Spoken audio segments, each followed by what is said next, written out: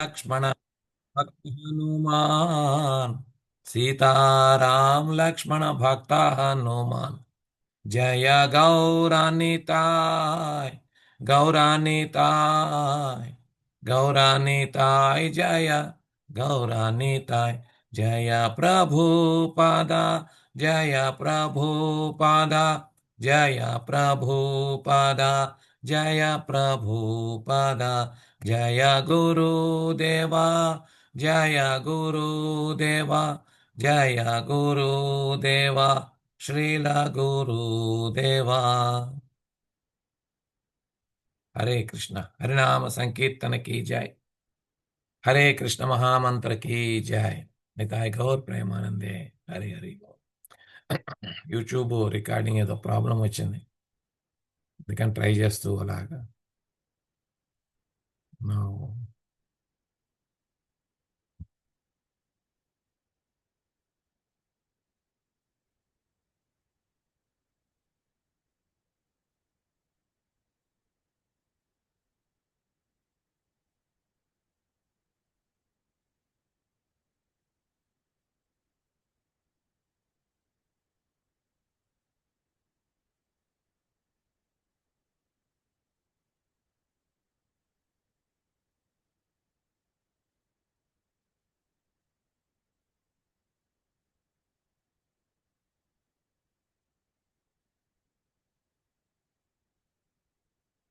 హరే కృష్ణ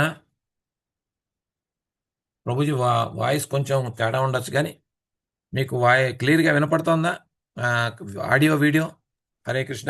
వినబడుతుంది ప్రభు, క్లియర్గా ఉంది. ఓకే.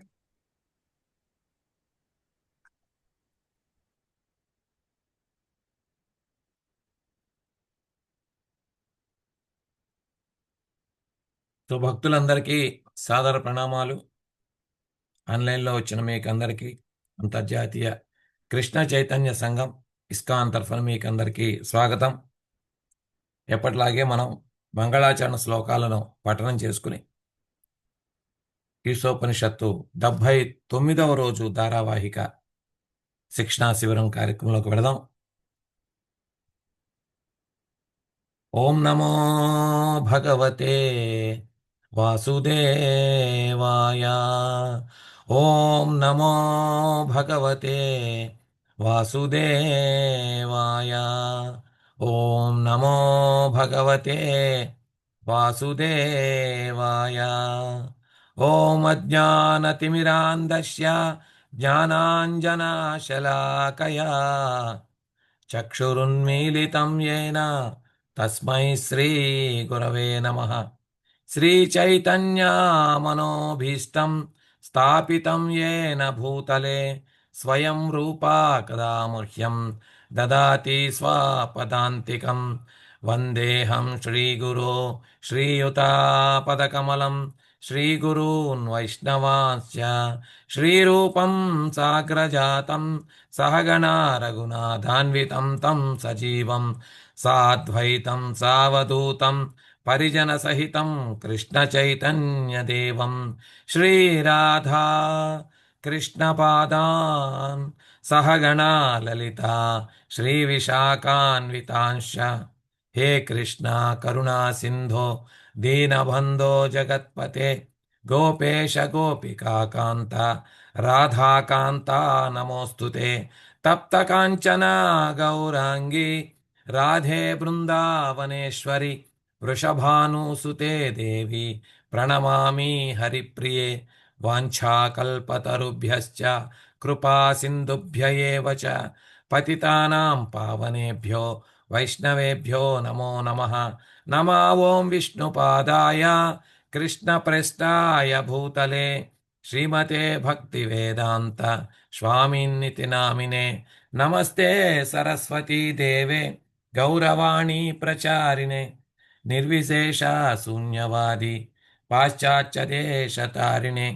జయ శ్రీకృష్ణ చైతన్య ప్రభో నిత్యానంద శ్రీ అద్వైత గదాధార శ్రీవాసాది గౌర భక్త బృంద. హరే కృష్ణ కృష్ణ కృష్ణ హరే హరే హరే రామ రామ రామ హరే హరే, హరే కృష్ణ కృష్ణ కృష్ణ హరే హరే, హరే రామ రామ రామ హరే హరే, హరే కృష్ణ కృష్ణ కృష్ణ హరే హరే, హరే రామ రామ రామ హరే హరే. మూకం కరోతి వాచాలం పంగుం లంఘయతే గిరిం యత్కృపాతమహం వందే శ్రీగురు దీనతారిణం పరమానందమాధవం. హరే కృష్ణ. మనం గత 2 సంవత్సరాలుగా ఈశోపనిషత్తు అనే ఈ గ్రంథాన్ని అధ్యయనం చేసుకుంటున్నాం. ఈశోపనిషత్తులో మొత్తం 18 మంత్రాలున్నాయి. వాటిని మనం 5 విభాగాలుగా మనం చర్చ చేసుకుంటున్నాం. మొదటి భాగం మంగళాచరణం, మంత్రం 1 నుంచి 3 వరకు భగవంతునితో సామరస్యంగాను ఐకమత్యాను జీవించాలి అనే సందేశాన్ని ఇస్తున్నాయి. రెండవ విభాగమైనటువంటి 4 నుంచి 8 శ్లోకాలు భగవంతుణ్ణి మనం ఆధ్యాత్మిక దృష్టితో మాత్రమే అర్థం చేసుకోగలం అనే విషయాన్ని ధృవపరుస్తున్నాయి. మూడో విభాగమైనటువంటి విద్య అవిద్య ప్రక్రియ మనకి ఏ విధంగా భగవంతుణ్ణి అర్థం చేసుకోవాలి అనే విషయాలు మనం వివరించుకున్నాం. ప్రస్తుతం 4వ విభాగాన్ని మనం చర్చ చేసుకుంటున్నాం. భగవంతునికి పూజించడానికి ఏది సరైన ఉపాసన, ఏది సరైనది కాదు అన్న విషయాలు మనం ఈ విభాగంలో మనం చర్చ చేసుకుంటున్నాం. ఆఖరి విభాగమైనటువంటి 15 నుంచి 18 వరకు భగవంతుని తెలుసుకోవడం కోసం ఆరాధన ఏ విధంగా మనం చేయాలి, ఎటువంటి ప్రార్థనలు చేయాలి అనే విషయాలు మనం తెలుసుకుంటాం. సరే, ఒక్కొక్క విభాగంలో మనం ఒక్కొక్క శ్లోకంలో ఏమిటేమిటి ఈశోపనిషత్తు వివరిస్తోంది అన్న విషయాలు కూడా మనం ప్రతి వారం చర్చ చేసుకుంటున్నాం. మంగళాచరణంలో మనం దేవదేవుడు పరిపూర్ణుడు అనే విషయాన్ని ధృవపరుస్తున్నటువంటి విషయాలు మనం మంగళాచరణ శ్లోకంలో మనం చర్చ చేసుకున్నాం. మంత్రం 1లో ఈశావాస్య సిద్ధాంతం గురించి మనం చర్చ చేసుకున్నాం. ఈ సృష్టిలో ప్రతీదీ భగవంతునికే చెందుతుంది, ఎందుకంటే ఆయనే ఇవన్నీ సృష్టించాడు కాబట్టి సమస్తము ఈశ్వరుదే, ఇదే ఆయన సొత్తు అనే విషయాన్ని మనం చర్చ చేసుకున్నాం. రెండవ మంత్రంలో మనం భగవంతుణ్ణి ఈశావాస్య పద్ధతిలో గనక మనం జీవించగలిగితే మనిషి ఎన్ని సంవత్సరాలైనా జీవించవచ్చు, ఆ విధంగా మనకి ఎటువంటి కర్మబంధనం అంటదు అనే విషయాలు 2వ శ్లోకంలో మనం తెలుసుకున్నాం. 3వ శ్లోకంలో భగవంతునితో మనం అసమానంగా అంటే కోఆపరేటివ్గా మనం జీవించలేకపోతే అసూర్యా నామతే లోక అంధేన తమసావృత తాంస్తే ప్రత్యాభిగచ్చంతి ఏకే చాత్మహనో జనా. ఒక హెచ్చరిక మెసేజ్ ఇవ్వబడింది. భగవంతుడితో కనుక మనం సామరస్యంగా ఆయన సిద్ధాంతాలను చెప్పినవి మన విషయాలను మనం ఆచరించకపోలేకపోతే ఈ అసుర లోకాల్లోనే మనం ఈ నరక లోకాల్లోనే ఉండిపోవాల్సి వస్తుంది అనే విషయాన్ని 3వ శ్లోకంలో మనం విశేషంగా చర్చ చేసుకున్నాం. 4-5 శ్లోకాలు మనకి మన తెలివితేటలకు భగవంతుడు అతీతుడు అన్న విషయాలు మనం వివరంగా చర్చించుకున్నాం. 4వ శ్లోకం 5వ శ్లోకంలో భగవంతుని యొక్క అచించమైనటువంటి అనూహ్యమైనటువంటి ఆ శక్తుల గురించి మనం చర్చ చేసుకున్నాం. తదేజతి తన్నేజతి తద్దూరే తద్వంతికే తదంతరస్య సర్వస్య తదు సర్వస్యాస్య బాహ్యత. ఆయన పైన లోపల ఉన్నాడు, బయట ఉన్నాడు, అందరిలోనూ ఉన్నాడు, అన్ని చోట్ల ఉన్నాడు. ఎవరు దేవతలు కానీ ఎవరు కూడా పవర్ఫుల్ డెమిగాడ్స్ కూడా ఆయన్ని ఎవరు అతిశయించలేరు అన్న విషయాలు 4-5 శ్లోకాల్లో మనం చర్చ చేసుకున్నాం. 6-7 శ్లోకాల్లో మహాభాగవతుని యొక్క లక్షణాలు మనం చర్చ చేసుకున్నాం. ఏకత్వం అనుపశ్యత, ఏకత్వాన్ని ఏ విధంగా మనం సాధించగలము, భౌతికమైనటువంటి విజ్ఞానంతో, భౌతికమైనటువంటి లాభాలతో మనం ఏకత్వాన్ని ఎప్పుడు సాధించలేము. ఆధ్యాత్మికంగా మనందరం ఒకటి అన్న విషయాలు ఆ విధంగా భగవంతునితో సమానంగా ప్రతిదీని భగవంతుని రూపంగా చూసేటటువంటి ఆ మహాభాగవతుల యొక్క లక్షణాలు 6-7 శ్లోకాల్లో మనం చర్చ చేసుకున్నాం. 8వ శ్లోకంలో ఒక అద్భుతమైనటువంటి ఈ శ్లోకంలో మనం భగవంతుని యొక్క లక్షణాలు, అకాయుడు, అవ్యయుడు, పరిభూ స్వయంభూ, మహాకవి, రక్తనాళ రహితుడు, పరమోత్కృష్టుడు, ఈ విషయాలన్నీ కూడా ఒక్కొక్కటి మనం విశేషంగా చర్చ చేసుకున్నాం. ఇంకా 9, 10, 11 శ్లోకాల్లో విద్యా ప్రక్రియ, అవిద్యా ప్రక్రియ, ఈ విషయాలు మనం విశేషంగా చర్చించుకున్నాం. 9వ శ్లోకంలో అవిద్య గురించి మాట్లాడుకుంటూ, అవిద్య ఉన్న వాళ్ళందరూ కూడా ఎప్పుడు ఇంద్రియ తృప్తిలోనే ఉంటారు అనుకుంటూ, కానీ విద్యావంతులు అనుకునేటటువంటి చాలామంది కూడా అసలైన విద్య కాదు కాబట్టి వారందరూ కూడా ఇంద్రియ తృప్తిలోనే ఉంటారు అనే విషయాలు 9వ శ్లోకంలో తెలుసుకున్నాం. 10వ శ్లోకంలో విద్య అనేది అంటే సోకాల్డ్ విద్య అనేది ఇంద్రియ తృప్తి కోసం అన్వేషిస్తూ ఉంటే, నిజమైనటువంటి విద్య అంటే ఆధ్యాత్మిక విద్య కృష్ణ చైతన్యాన్ని అన్వేషిస్తూ ఉంటుంది అని 10వ శ్లోకంలో తెలుసుకున్నాం. 11వ శ్లోకంలో విద్యా ప్రక్రియ, అవిద్యా ప్రక్రియ రెండిటి గురించి యొక్క జ్ఞానం మనకి అవసరం. ఎందుకంటే కృష్ణ చైతన్యంలో మనం ముందుకు వెళ్ళేటప్పుడు మన శరీరాన్ని కూడా మనం జాగ్రత్తగా కాపాడుకోవాలి. కాబట్టి ఆ శారీరక పరిజ్ఞానం, భగవంతుని యొక్క జ్ఞానం రెండిటి వంత అవసరం ఉంది అని 11వ శ్లోకంలో మనం చర్చ చేసుకున్నాం. 12, 13 శ్లోకాలు మనం చర్చ చేసుకుంటాం ఈ విభాగాన్ని. 12వ శ్లోకం పూర్తి చేసుకుని 13వ శ్లోకాన్ని మనం చర్చ చేసుకుంటున్నాం. 12వ శ్లోకంలో అసంభూతి అనేది అజ్ఞానాంధకారానికి తీసుకెళ్తుంది, సంభూతి మరింత అజ్ఞానాంధకారానికి తీసుకెళ్తుందంటే ఇక్కడ సంభూతి అంటే వేరే అర్థం ఉంది కాబట్టి ఆ విధంగా చెప్పబడింది. 13వ శ్లోకంలో అసంభూతి ఒక ఫలితాన్ని ఇస్తే సంభూతి మరొక ఫలితాన్ని ఇస్తుంది. ఆ విషయాలే మనం గత 8 క్లాసుల్లో మనం చర్చించుకున్నాం. ఇంతవరకు ఈరోజు 9వ క్లాస్ చర్చించుకుంటున్నాం.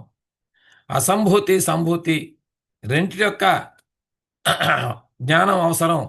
ఆ రెంటి వల్ల మనం అమరత్వాన్ని పొందుతాం అన్న విషయాలు మనం 14వ శ్లోకంలో మనం తెలుసుకుంటాం. ఇప్పుడు మనం శ్లోక పారాయణ చేసుకుని ముందుకు వెడదాం. మీలో ఎవరైనా శ్లోక పారాయణ చేస్తారా? హరే కృష్ణ, హరే కృష్ణ. దయచేసి హరే కృష్ణ ప్రభు. హరే కృష్ణ ప్రభు. ఎస్ మాతాజీ. ఓం పూర్ణమద పూర్ణమిదం పూర్ణాత్ పూర్ణముదచ్యతే పూర్ణస్య పూర్ణమాదాయ పూర్ణమేవావశిష్యతే.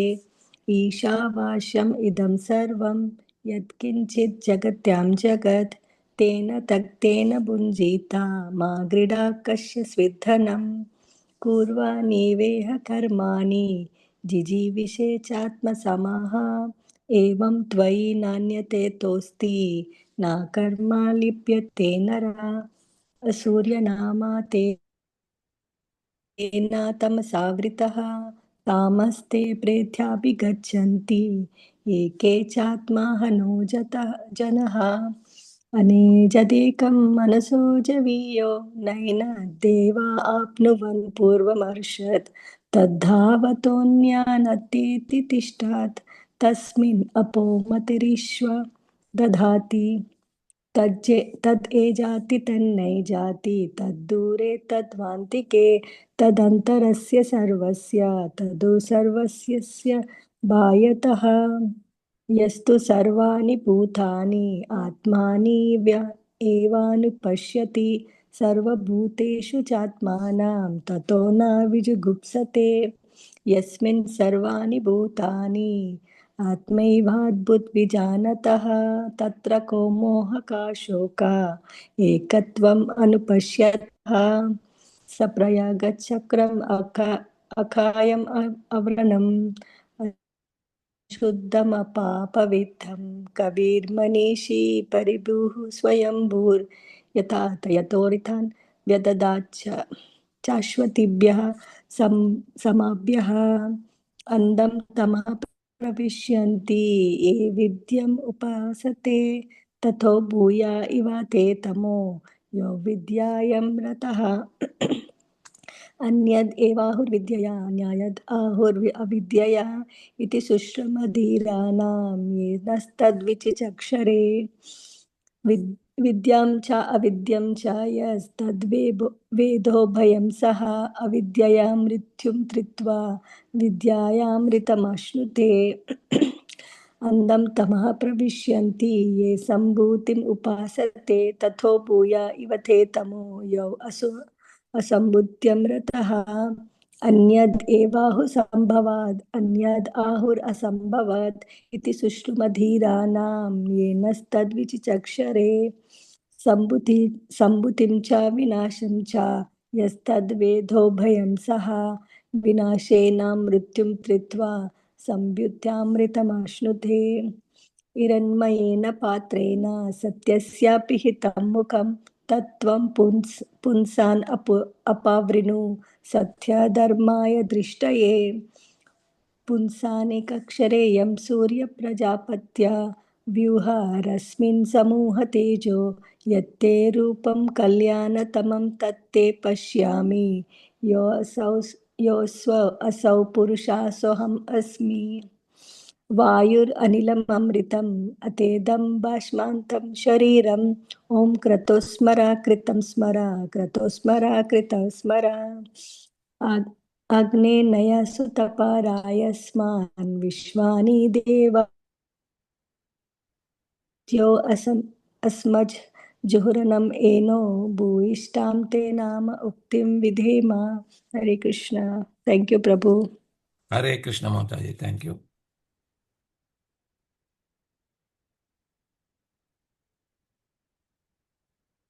సో అసంభూతి సంభూతి అనే ఒక రెండు పదాలు ఒక్కొక్క శ్లోకంలో ఏ విధంగా మారుతున్నాయో మనం ప్రతి వారం చర్చ చేసుకుంటున్నాం మళ్ళా మనం చెప్పుకుంటున్నాం ఇప్పుడు 12వ శ్లోకంలో అసంభూతి అంటే దేవతల గురించి డెమిగాడ్స్ గురించి మనం చర్చ చేసుకున్నాం సంభూతి అంటే నిరాకార సత్యం ఇంపర్సనల్ అబ్సల్యూట్ ట్రూత్ గురించిన విషయాలు మనం ఇక్కడ చర్చించుకున్నాం 13వ శ్లోకంలో అసంభూతి అంటే దేవాది దేవుడు తప్ప మిగిలిన వారందరూ అసంభూతిలోకి వస్తారు సంభూతి దేవాది దేవుడి గురించి మనం ఇక్కడ మనం చర్చ చేసుకుంటున్నాం 14వ శ్లోకంలో భౌతిక జగత్తు యొక్క జ్ఞానం దేవదేవుని యొక్క పరిజ్ఞానం రెండూ కూడా అవసరం అనే విషయాలు మనం 14వ శ్లోకంలో మనం చర్చ చేసుకుంటాం ఈ విధంగా మనకి ఈ విభాగం పూర్తవుతుంది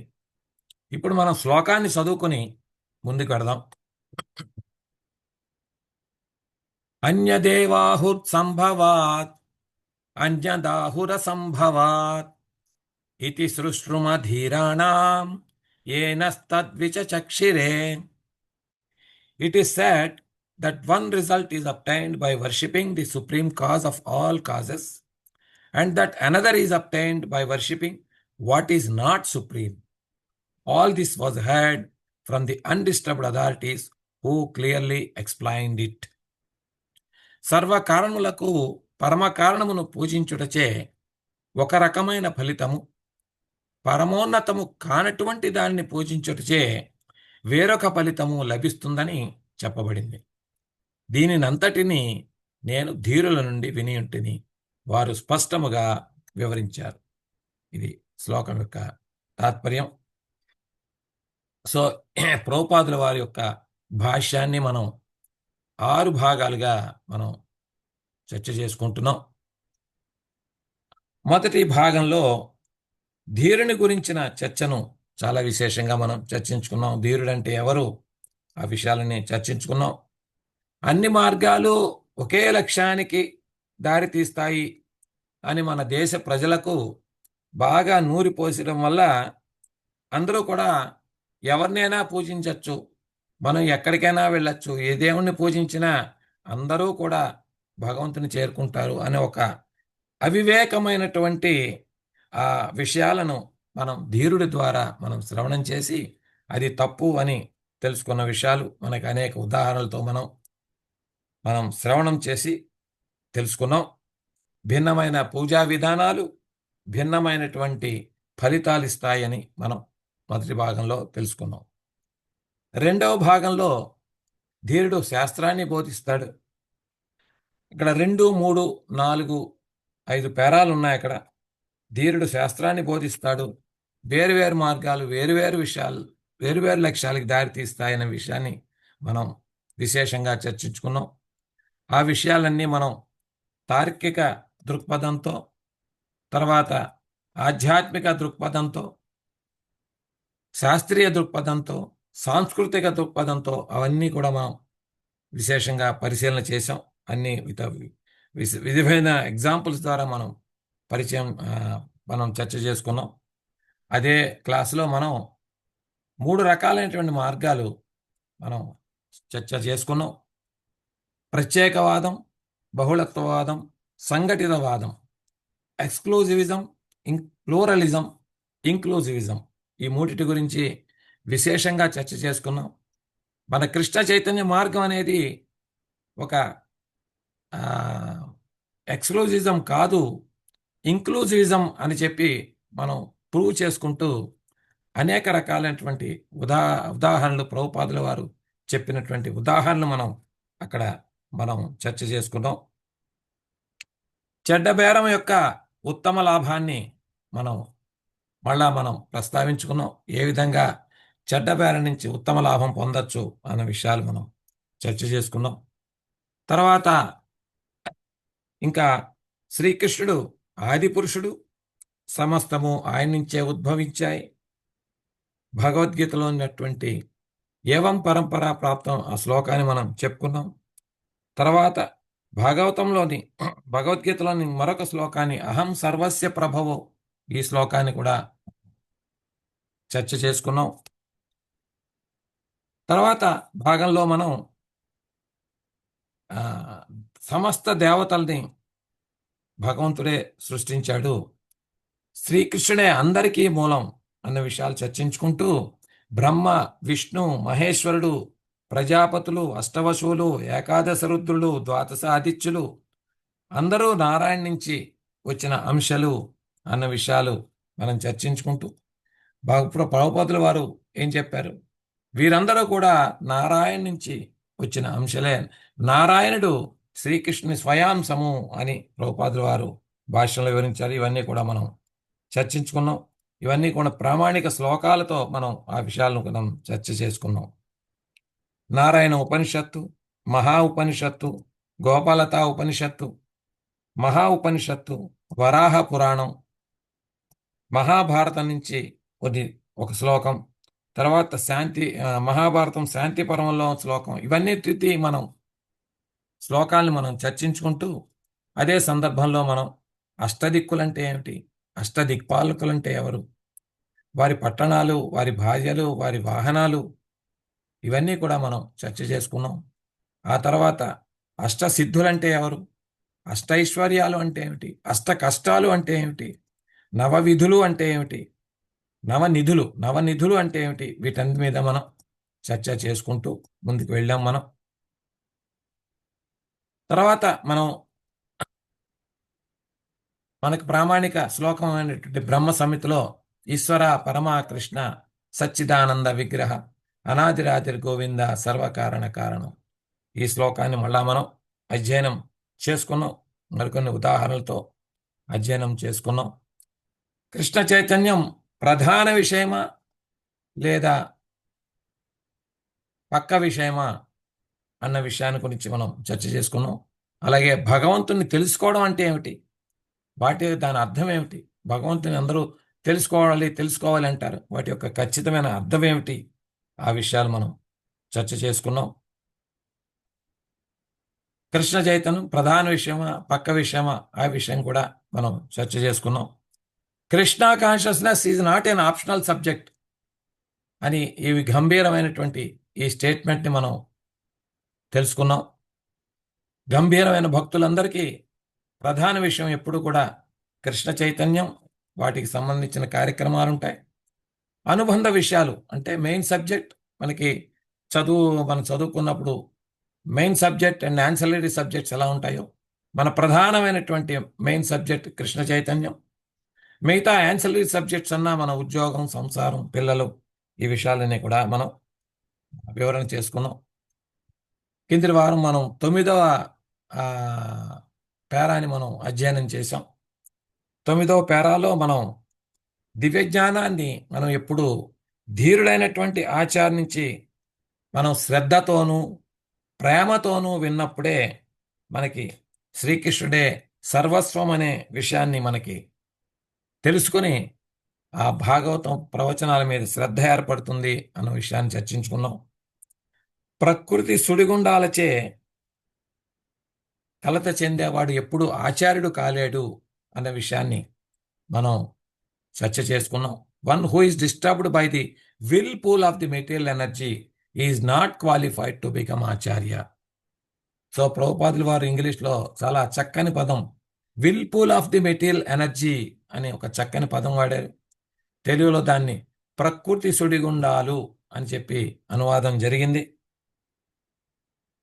సో ఈ సందర్భంగా మనం చిన్నపిల్లలకు తల్లిదండ్రులకు ఏ విధమైనటువంటి బంధం ఏర్పడుతుందో, ఆ బంధం ద్వారా వారు ఒకరికొకరు పిల్లలు తండ్రికి తల్లిదండ్రులకి ఏ విధంగా ఒబీడియన్స్ ప్రకటిస్తారో, ఆ రెస్పెక్ట్, గ్రాటిట్యూడ్ వాళ్ళకి చిన్నప్పటి నుంచి తల్లిదండ్రులు చేసిన సేవ వల్ల పిల్లలందరూ కూడా తల్లిదండ్రులకి ఒక గ్రాటిట్యూడ్గా ఒక రెస్పెక్ట్ ఇస్తూ వారు జీవన విధానం సాగిస్తారు. ఆ విషయాలు మనం చర్చించుకుంటూ ఆ ఎగ్జాంపుల్ని మనం గురు శిష్యులకు ఏ విధంగా మనం అన్వయించామో మనం చర్చ చేసుకున్నాం. ఒక బ్రహ్మచారి ఒక గురువు గారి మధ్య ఉండే శ్రద్ధ, ప్రేమ ఏ విధంగా డెవలప్ చేసుకోవాలో, ఇంద్రియ నిగ్రహాన్ని ఏ విధంగా పాటించాలో, గురువు ఏ విధంగా ఇంద్రియ నిగ్రహాన్ని మనకి బోధిస్తాడో, ఈ విషయాలన్నీ మనం చర్చ చేసుకున్నాం. సో మనం గురువు గారు ఏం చెప్తే అవి మనం పాటించాలి. మనం 4 నియంత్రణ సూత్రాలు పాటించాలి. మంగళారతికి 4 గంటలకి నిద్ర లేవాలి అంటే నిద్ర లేవాలి. ఆడవారిని తల్లిలా చూడమన్నారు గురువు గారంటే తల్లిలా చూడాలి. భక్తులకు సేవ చేయమన్నారు అంటే భక్తులకు సేవ చేయాలి. మందిరం శుభ్రం చేయమంటే మందిరం శుభ్రం చేయాలి. గురువుగారు ప్రసాదం తీసుకున్నాకే శిష్యులు తీసుకోవాలి. శిష్యుణ్ణి ప్రసాదానికి పిలవకపోతే పిలిచే వరకు వేచి ఉండాలి. నేల మీద నిద్రపోవాలి.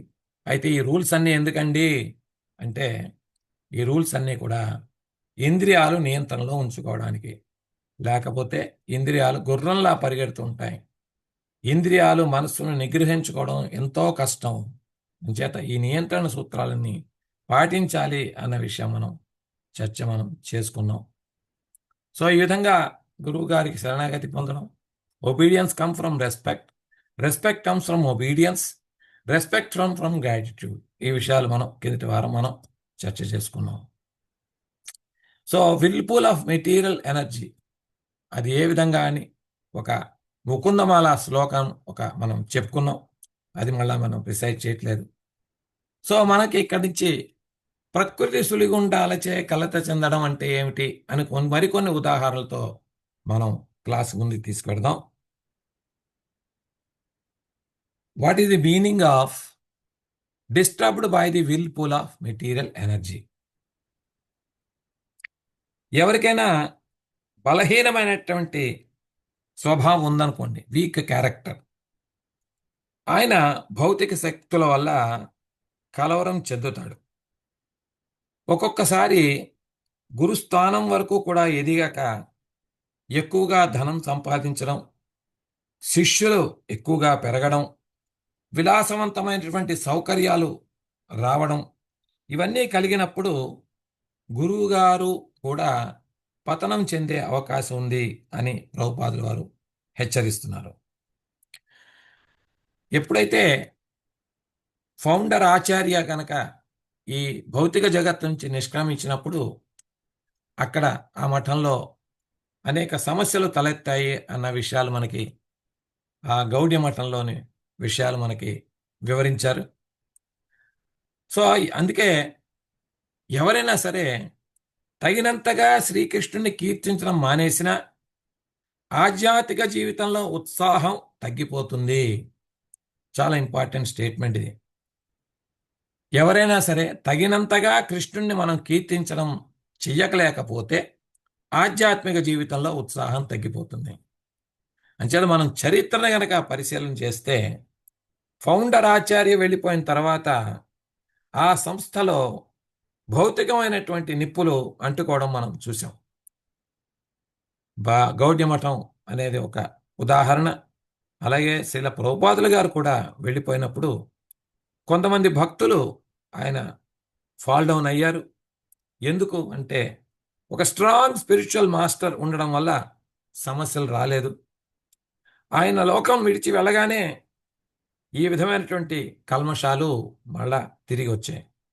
సో శ్రీల ప్రభుపాదుల వారు ఒక పర్సనల్ అసోసియేషను, సూపర్విజను లేకపోవడం వల్ల ఈ విధమైనటువంటి కొన్ని సమస్యలు వచ్చాయి. కానీ వాటిని అన్నిటి కూడా శ్రీల ప్రభుపాదుల వారి ఆశీర్వాదంతో చాలా మటుకు ఇస్కాన్ సంస్థ అధిగమించిందనే చెప్పాలి. సో నియంత్రణ సూత్రాల నుంచి వారు దారి తప్పడం వల్ల గురుస్థానంలో ఉన్నవాళ్ళు మన నెక్స్ట్ ఏం చేయాలి, వారు ఏం చెప్తోంది మన శాస్త్రం అంటే, మరొక భక్తులు ఏ విధంగా ఫాలో అవుతారు, ఆయన్ని ఫాలో అవ్వలేరు కదా. అంచేత మహాభారతంలో ఒక శ్లోకం ఉంది, గురోరప్య అవలిప్తస్య కార్యాకార్యం అజానతః ఉత్పాత ప్రతిపన్నస్య పరిత్యాగో విధీయతే. గర్వంగా ఉండే అంటే అవలిప్తస్య గౌరవంగా ఉండే, ఏమి చేయాలో మరియు ఏమి చేయకూడదో తెలియని సరి అయిన తప్పుడు కార్యం అజానత, మరి తప్పుడు మార్గాన్ని ఎన్నుకున్నటువంటి పాపాత్మకమైన జీవితంలో నిమగ్నమైన గురువుని తిరస్కరించాలి అని చెప్తోంది. అంటే గురువుగా భావించబడే వ్యక్తి విష్ణు భక్తి సూత్రానికి విరుద్ధంగా ఉంటే అతన్ని గురువుగా అంగీకరించలేము. అలాంటి గురువును తప్పుగా అంగీకరించినట్లయితే అతన్ని తిరస్కరించాలి అని శాస్త్రాలు చెప్తున్నాయి. శ్రీల గోస్వామి జీవ గోస్వాముల వారు కూడా అటువంటి పనికిరాని గురువును, గురువుగా వ్యవహరించే కుటుంబ పూజారిని కూడా విడిచిపెట్టి సరి అయిన ప్రామాణిక గురువును అంగీకరించాలని సలహా ఇస్తున్నారు. శాష్కర్మ నిపుణో విప్రో మంత్ర తంత్ర విశారద అవిష్ణవో గురున్న సాత్స్యాత్ వైష్ణవ శపకో గురు. అంటే వైదిక జ్ఞానం యొక్క అన్ని విషయాలలో పండితుడైన బ్రాహ్మణ నిపుణుడు వైష్ణవుడు కాకపోతే ఆధ్యాత్మిక గురువు కావడానికి అనర్హుడు. కానీ అదే సమయంలో తక్కువ కులానికి చెందిన కుటుంబంలో జన్మించినప్పటికీ ఆ వ్యక్తి వైష్ణవుడు అయితే అతను ఆధ్యాత్మిక గురువు కాలేడు. ఇది పద్మ పురాణం నుంచి శ్లోకం. అంటే మనం ఇది ఎందుకు చెప్పుకున్నామంటే, will pool of material energy అది ఎప్పుడు ఏ సమయంలోనైనా కబళించవచ్చు. అందువల్ల ఒకసారి గురువులు కూడా ప్రమాదంలో పడితే ఆ గురువును పరిత్యజించి వేరే గురువును, ప్రామాణిక గురువును ఆశ్రయించాలి అనే విషయాలు ఇక్కడ చెప్తున్నారనమాట. సో ఇక్కడ మనం కొన్ని జాగ్రత్తలు తెలుసుకోవాల్సిన విషయాలు ఉన్నాయి.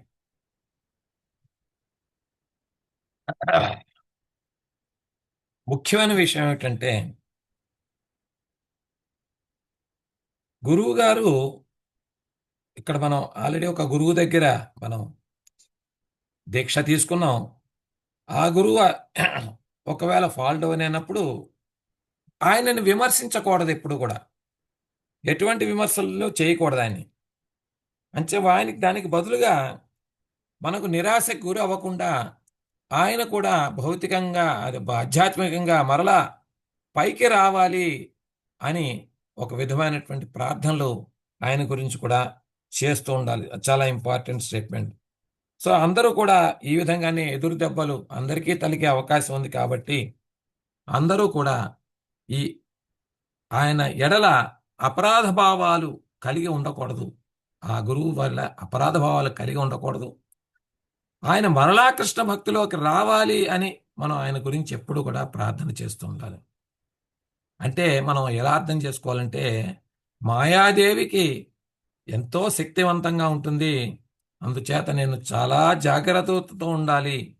నేనే వేరే గురువుని ఆశ్రయించి నా సాధనను వృద్ధి చేసుకోవాలి అనే దృఢ నిశ్చయాన్ని మనం పెంపొందించుకోవాలి. This is a main understanding.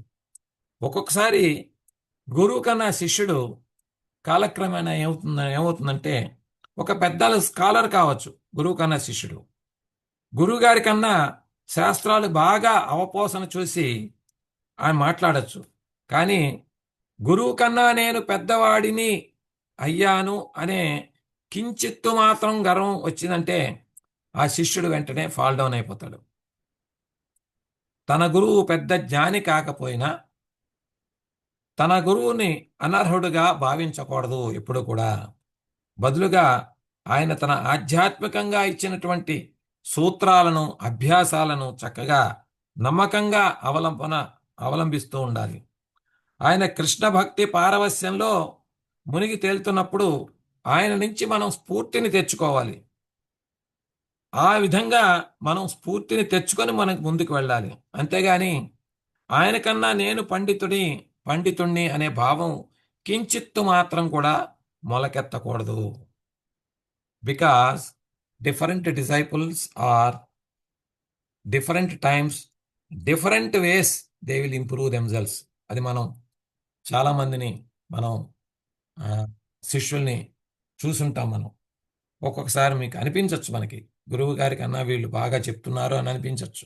కానీ గురువు ఎప్పుడూ గురువే. ఆ విషయాన్ని మనం మర్చిపోకూడదు. గురువుగారు సాధారణంగా ఉండొచ్చు, కానీ ఆయనకి ఇవ్వవలసినటువంటి గౌరవం ఇస్తూ భగవంతుళ్ళ ఆయన చూడవలసిందే. పెద్ద ఉదాహరణ మనకేముంది? ఎవరు అంటే మన భక్తి సిద్ధాంత సరస్వతి గోస్వాముల వారి యొక్క దీక్షాగురువు శ్రీల గౌర్ కిషోర్ బాబాజీ. భక్తి సిద్ధాంత సరస్వతి గోస్వాముల వారు ఆయన మహా సంస్కృతంలో ఎంతో పాండిత్యం ఉన్నవారు. గౌర్ కిషోర్ బాబాజీ ఎప్పుడూ కూడా కృష్ణ భక్తిలో మునిగిపోయి ఉండేవారు.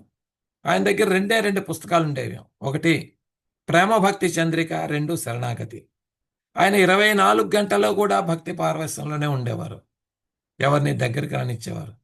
ఆయన ఒకే ఒక శిష్యుణ్ణి శ్రీల భక్తి సిద్ధాంత సరస్వతి గోస్వామి ఆయనకు ఒక్కరికే దీక్షను ఇవ్వడం జరిగింది. సో అంచేత గురువు కన్నా కూడా శిష్యుడు కాలక్రమేణా పండితుడైతే ఎటువంటి గర్వం మొలకూడదు. చాలా ముఖ్యమైనటువంటి విషయాలు ఇవన్నీ కూడా. అంచేత ఇక్కడ ఇవే ప్రకృతి సుడిగుండాలు అనే పదం చాలా శక్తివంతమైన పదం. ఏ రూపంలోనైనా మనం అది మనల్ని సుడిగుండంలో పడేయచ్చు. So one should be very careful if one wants to progress in Krishna consciousness. అందుకే ప్రకృతి సుడిగుండాలు మనం చాలా ఈ పదాన్ని మనం will pool of material energy దీని గురించి మనం చర్చ చేసుకుందాం. సో శిల ప్రభుపాదుల వారు చెప్తుండేవారు. శిల ప్రభుపాదుల వారు ఏం చెప్తుండేవారు? కృష్ణ చైతన్యంలో ఉండే విద్యార్థులు పరమ సత్యాన్ని పరిశోధన చేస్తూ ఉండాలి అని చెప్పేవారు. ఎప్పుడు కూడా పరిశోధనలోనే ఉండాలి. ఎప్పుడు కూడా ఉత్సాహం తగ్గకు, ఎప్పుడూ కూడా ఉత్సాహంగానే ఉండాలి. వారు శాస్త్రాల్లోకి వెళ్ళాలి, శ్లోకాలను అధ్యయనం చేయాలి, భాష్యాలను అధ్యయనం చేయాలి, వివిధ కోణాల్లో భక్తులతో చర్చ చేసుకోవాలి. ఎలా చర్చ చేసుకోవాలి? ప్రభుజీ శ్రీల ప్రభుపాదుల వారు ఇక్కడ ఈ భాష్యంలో ఈ విధంగా శ్లోకం రాశారు, ఈ విధంగా అర్థం ఇచ్చారు, దీనికి మీరు ఏదైనా ఉదాహరణ చెప్పగలరా? ఈ విధంగా మన భక్తుల మధ్య చక్కటి ప్రసంగం నడవాలి ఇప్పుడు కూడా. అంటే మనం 24 గంటలు కృష్ణ కాన్షియస్ అన్నప్పుడు ఈ విధంగా మనం ప్రభుపాదుల వారి భాష్యాలు చదువుతూ వాటిని మరింత లోతుగా పరిశీలిస్తే మనకి హృదయానికి ఎప్పుడు కూడా ఎంతో ఆహ్లాదంగా ఉంటుంది. ఈ విషయాలు కూడా మనం తెలుసుకోవాలి. సో ఈ విధంగా కృష్ణభక్తి మార్గంలో ఆకర్షణ, అనుబంధం, అనురాగం, పారవస్యం ఇవన్నీ కూడా వృద్ధి అవుతూ ఉంటే మనకి ప్రకృతి సుడిగుండాల్లో పడకుండా మనం దూరంగా ఉండవచ్చు. పొరపాటున ఇది గనక మనసులో కనుక లేకపోతే మనకి మూడు కేలు, నేను 3 కేస్, కీర్తి, కాంత, కనకం. ఇదే ఇందులో పడిపోతాం. ధనం, జనం, సుందరి. సో చాలా చాలా ముఖ్యమైనటువంటి విషయం. సో మనం కృష్ణుడికి సంభవత్గా అంగీకరించండి అనే విషయం మీద మనం మాట్లాడుకుంటున్నాం. దీనికి గీతా మహత్యంలో కూడా శ్రీపాద శంకరాచార్యుల వారు, ఇదందరికీ తెలిసిన శ్లోకమే, ఏకం శాస్త్రం దేవకీ పుత్ర గీతం, ఏకో దేవో దేవకీ పుత్ర ఏవ, ఏకో మంత్రస్తస్య నామాని యాని కర్మాప్యేకం తస్య దేవస్య సేవ. ఒకే ఒక గ్రంథం ఉంది, అది ప్రపంచానికి మొత్తానికి అసాధారణ గ్రంథం, అదే భగవద్గీత. మొత్తం ప్రపంచానికి ఒకే దేవుడు ఉన్నాడు, ఆయనే దేవకీ పుత్రుడు శ్రీకృష్ణ భగవానుడు. ఒకే శ్లోకం, ఒకే మంత్రం, ఒకే ప్రార్థన, అదేమిటి? ఆయన నామాన్ని జపించడం. హరే కృష్ణ హరే కృష్ణ కృష్ణ కృష్ణ హరే హరే, హరే రామ రామ రామ హరే హరే. సో మన అదృష్టం కొద్దీ ఒక international society for Krishna consciousness అనే ఒక సంస్థకి మనం అందరం కూడా మనం అనుబంధం కలిగి ఉన్నాం. కాబట్టి ఈ విషయాలు మనం ఎప్పుడూ చర్చ చేసుకుంటూ ప్రకృతి సుడిగుండాల్లో పడకుండా మనం జాగ్రత్త పడుతూ ఉండాలి. కాబట్టి we have to accept Lord Krishna as supreme personality of godhead సంభవత్. సో ఆ విధంగా మనం ఈ చాప్టర్ని మనం పూర్తి చేసుకున్నాం. ఇప్పుడు మనం ఏం చేద్దామంటే 4వ భాగంలోకి వెళ్దాం. ఇంకొక పావుగంట పూర్తి చేసుకుందాం, పావుగంటలో పూర్తి చేసుకుందాం. 4వ భాగంలో ఏమి చెప్తుంది? 4వ భాగంలో అర్జునుడు శ్రీకృష్ణుని సంతృప్తి పరచడానికి యుద్ధం చేసి అధర్మపరులైన బంధువులను సంహరిస్తాడు. Arjuna kills so called relatives to satisfy Krishna. Para 10. ఎవరైనా ఈ పారాని చదువుతారా? హరే కృష్ణ, ఈ పారాని చదవండి. హరే కృష్ణ ప్రభుజీ, ధన్యవాదాలు. చదవండి. ఈశోపనిషత్ 13వ మంత్రము. అర్జునుడు శ్రీకృష్ణుని సంతృప్తి పరచడానికి యుద్ధం చేసి అధర్మ పరులైన బంధువులను సంహరిస్తాడు. భగవద్గీతను వినడానికి ముందు అర్జునుడు తన కుటుంబం, సంఘము, జాతి పట్ల అనురాగం అనే సుడిగుండముచే కవిత చెందాడు. అందువలన అతడు పరోపకారి, అహింసాపరుడు కాగోదాడు. కానీ భగవద్గీత ఏ వేద జ్ఞానమును పరమ పురుషుని నుండి విని బుధజనుడు కాగానే అతడు తన నిర్ణయాన్ని మార్చుకొని కురుక్షేత్ర రణమును ఏర్పాటు చేసినట్టు శ్రీకృష్ణ భగవానుని అర్చించేవాడు అయ్యాడు. తన నామమాత్ర బంధువులతో పోరాడటం ద్వారా అతడు శ్రీకృష్ణుని అర్పించి విశుద్ధ భగవద్భక్తునిగా అయ్యాడు. మనజుడు నిజమైన శ్రీకృష్ణుని అర్చించినప్పుడే ఇటువంటిది సాధ్యపడుతుంది. భగవద్గీత యందు శ్రీమద్ భాగవతం నందు వర్ణింపబడినట్టి కృష్ణ సంబంధ విజ్ఞాన మర్మమును తెలియనట్టి మూర్ఖులచే సృష్టింపబడిన ఎవడో కల్పిత కృష్ణుణ్ణి అర్చించడం వల్ల అది సాధ్యం పడదు. హరే కృష్ణ ప్రభుజీ. హరే కృష్ణ మాతాజీ. మనం 10వ పేరాన్ని చర్చించుకుంటున్నాం. ఇక్కడ భగవద్గీతను వినడానికి ముందు అర్జునుడు యొక్క మానసిక స్వభావం ఎలా మారింది? ఆయన ఒక అహింసాపరుడిగాను ఒక సన్యాసిగా మారాలనుకున్నాడు. పాండవులు, కృష్ణుడు తమ శంఖారావాల్ని పూరించారు. యుద్ధం మొదలు పెట్టడానికి సిద్ధంగా ఉన్నారు అందరూ కూడా. శంఖారావాలను పూరించి ఆ సమయంలో అర్జునుడు కృష్ణుడితో అంటాడు, సేనయోర్ ఉభయోర్ మధ్యే రథస్థాపమే అచ్యుత. అచ్యుత, మన రథాన్ని 2 సేనల మధ్యకి తీసుకెళ్ళు, ఈ యుద్ధం చేసే వారందరినీ నేను చూస్తాను అంటాడు. అలా 2 సేనల మధ్య రథం తీసుకెళ్ళగానే ఒక్కసారిగా అర్జునుడు అందరినీ కలయి చూస్తాడు. అక్కడున్నటువంటి తన తాతలను, తండ్రులను, గురువులను, మేనమావలను, సోదరులను, పుత్రులను, మనుమలను అందరినీ కలయి చూసి, ఆ మిత్రులందరినీ కూడా చూసి వారందరినీ చూడగానే ఒక్కసారి అర్జునుడికి హృదయం అంతా ద్రవించిపోతుంది. ముఖ్యంగా తాతగారైనటువంటి భీష్ముడికి ఆయన ఆ పితామహుడు పెంచి పెద్దవాణ్ణి చేశాడు. తాతగారితో యుద్ధం ఎలా చేయాలి, అలా యుద్ధం చేయాలని ఏ వ్యక్తి కూడా కోరుకోడు. మరొక పక్క ద్రోణాచార్యుడు తనను సర్వశ్రేష్ఠ ధనుర్ధారిగా తీర్చిదిద్దినవాడు. అటువంటి గురువుతో నేను యుద్ధం చేయాలా? తర్వాత గురుపుత్రుడైనటువంటి అశ్వత్థామ ఉన్నాడు, స్నేహితుడు, ఫ్రెండ్. ఎంతో అరే నేను ఈ విధంగా అశ్వత్థామతో యుద్ధం చేయాలా? ఇవన్నీ చూసినప్పటికీ అర్జునుడికి మోహం ఆవరిస్తుంది.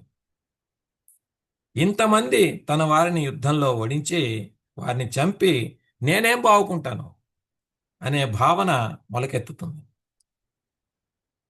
అప్పుడు కృష్ణుడు వేపదుష్ట శరీరేమే రోమహర్షస్య జాయతే గాంధీవం సంసతే హస్తాత్ త్వక్పైన పరిదహ్యతే. ఏమైందప్పుడు? ఆయన గాంధీవం పడిపోతోంది, గాంధీవం జారిపోతోంది, మనసు చలిస్తోంది. ఇవన్నీ జరిగిపోయాయి ఆయనకు తెలియకుండా. ఇక్కడ అర్జునుడంతా యుద్ధ పరిణామాలను చూస్తున్నాడు, ఆయన ఊహించుకుంటున్నాడు, అన్ని దుశ్శకనాలను చూస్తున్నాడు, గురువులను తాతలను వధించడం వల్ల వచ్చే పాపాన్ని చూస్తున్నాడు. యుద్ధంలో మగవారందరూ చనిపోతే ఆడవారి పరిస్థితి ఏమిటవుతుంది, వాడి పిల్లల గతి ఏమిటవుతుంది, ఇదంతా చూస్తున్నాడు. అటువంటి రాజ్యాన్ని నేను పొందడం వల్ల నాకేమిటి బాగుంటాను అని ఆలోచిస్తున్నాడు. అటువంటి ఆ రాజ్యాన్ని నేను తీసుకుని అటువంటి నెత్తురుకోడు నేను తినడం వల్ల ఏం ప్రయోజనం, ఇవన్నీ ఆలోచిస్తున్నాడు. ఈ విధంగా ఆలోచించి ఏం చేశాడు? ఏవముక్తార్జున సంఖ్యే రథోపస్థ ఉపావిశత్ విసృజ్య ససరం చాపం శోక సంవిఘ్న మానస. ధనుర్బాణాలు పక్కన పెట్టి ఏం చేశాడు? దుఃఖంతో కల్లోలమైన మనస్సుతో రథంలో చతికిల పడ్డాడు రథం దగ్గర. అప్పుడు 2వ అధ్యాయంలో శ్రీకృష్ణుడు గీతోపదేశం మొదలు పెడతాడు. కుతస్వా కస్మలవిధం విషమే సముపస్థితం అనార్యజుష్టమస్యర్గం అకీర్తికరం అర్జున. అర్జున, ఈ సమయంలో నీకు ఏ విధమైనటువంటి కల్మషాలు ఎలా వచ్చాయి, ఎలా దాపరించాయి? దీనివల్ల నువ్వు ఉన్నత లోకాలకు వెళ్ళకపోవడమే కాదు, అపకీర్తి కూడా కలిగిస్తాయి అర్జున అని చెప్పి శ్రీకృష్ణుడు తన బోధనలు మొదలు పెడతాడు. ఈ విధంగా అర్జునుడు సాంఖ్యయోగాన్ని బోధిస్తాడు, కర్మయోగాన్ని బోధిస్తాడు, జ్ఞాన విజ్ఞాన యోగాన్ని బోధిస్తాడు. ఎంతో వివరిస్తాడు, ఇవన్నీ వివరిస్తాడు. చివరిగా తన విశ్వరూపాన్ని చూపించి ఆయన భక్తి యోగాన్ని కూడా బోధిస్తాడు. చాలామంది మేనేజ్మెంట్ గురూస్ ఉంటారు. మేనేజ్మెంట్ గురూస్ ఏం మాట్లాడతారంటే శ్రీకృష్ణుల సంవాదాన్ని అనేక రకాలుగా వక్రీకరించి భాష్యాలు ఇచ్చారు కొంతమంది. కొందరు ఏం చెప్తారంటే కృష్ణుడు ఒక ఫెసిలిటేటర్గా వ్యవహరించాడు, అర్జునుడు తన స్వంత నిర్ణయం తీసుకునే అధికారం పొందాడు అంటుంటారు. ఒక కృష్ణుణ్ణి గురువుగా వర్ణించకుండా ఒక ఫెసిలిటేటర్గా వర్ణిస్తుంటారు కొంతమంది మేనేజ్మెంట్ గురుస్. అలా సొంత నిర్ణయం గనక తీసుకునే అధికారం ఉంటే నిజానికి అర్జునుడు ధనుర్బాణాలు విడిచి పెట్టి కూర్చున్నప్పుడు కృష్ణుడు కూడా అర్జునుడి సొంత నిర్ణయం అని చెప్పి వదిలిపెట్టేవాడు. అవునా కదా? ధనుర్బాణాలు వదిలిపెట్టినప్పుడు ఓకే, అర్జునుడికి అలాగో యుద్ధం చేయనన్నాడు, ఎలాగో రాయబారం ఫెయిల్ అయిపోయింది కాబట్టి ఇప్పుడు ఎలాగో అర్జునుడు యుద్ధం చేయనట్టున్నాడు కాబట్టి ఇంకా కృష్ణుడు అలా ఊరుకోలేదు. వెంటనే ఏం చేశాడు కృష్ణుడు? తనకు తానుగా శిష్యుడు శరణాగతి పొందాడు అర్జునుడు. ఏమన్నాడు? శిష్యస్తేహం స్వాదిమాత్రాం ప్రపన్నం, ఏది శ్రేయస్కరమో నాకు చెప్పు అని కృష్ణుడి ప్రాధేయపడ్డాడు. ఎందుకు మనసులో మళ్ళా కొంచెం ఫీలింగ్స్ వస్తున్నాయి, నేను చేస్తున్నానేమో తప్పు అని. అంచేత వెంటనే శ్రీకృష్ణుడికి శరణాగతి చెందాడు. ఏది శ్రేయస్కరమో చెప్పమన్నాడు. యత్ శ్రేయస్కరా నిశ్చితం భూమి తన్మే. కృష్ణుడు అప్పుడు అన్ని రకాలైనటువంటి యోగా పద్ధతులను బోధించాడు. కోర్స్ చివరిలో శ్లోకాలను కనుక పరిశీలిస్తే కొంత వెసులుబాటు అర్జునుడికి ఇచ్చినట్టుగా మనకి కనిపిస్తుంది. అయితే కృష్ణుడు అర్జునుడు తనకు తానుగా తెలుసుకునేటట్టుగా ఆ మొత్తం ఆ సీన్ని కానీ నన్ను నడిపిస్తున్నాడు ఆయన. మనం ఈ సందర్భంగా మనం కొన్ని శ్లోకాలను మనం పరిశీలన చేద్దాం. ఇక్కడ 2.9 శ్లోకం చూడండి. సంజయ ఉవాచ ఏవముక్త్వా హృషీకేశం గుడాకేశ పరంతప నయోత్సైతి గోవింద ముక్త్వా తూష్టీం బభూవః. ఈ విధంగా అర్జునుడు ఏం చేశాడు అక్కడ? హృషీకేశంతో గోవింద నేను యుద్ధం చేయను అంటూ మౌనంగా ఉండిపోయాడు. అది సంజయుడు ధృతరాష్ట్రుడు చెప్పిన శ్లోకం. కానీ అర్జునుడు అది జరిగిన తర్వాత 17 అధ్యాయాలు శ్రీకృష్ణుడు బోధించాక అర్జునుడు ఏమంటున్నాడో చూడండి. 18.73 శ్లోకంలో నష్టో మోహ స్మృతిర్లబ్ధ తత్ప్రసాదాన్ మయాచ్యుత సితోస్మి గత సందేహ కరిష్యే వచనం తవ. ఓ కృష్ణ, అచ్యుత, నా మోహం పోయింది, నీ కృపచే నా స్మృతిని తిరిగి పొంది తిని ఇప్పుడు నేను స్థిరుడను, సందేహరహితుడనై నీ అజ్ఞానుసానం వర్తించుటకు సిద్ధముగా ఉంటిని.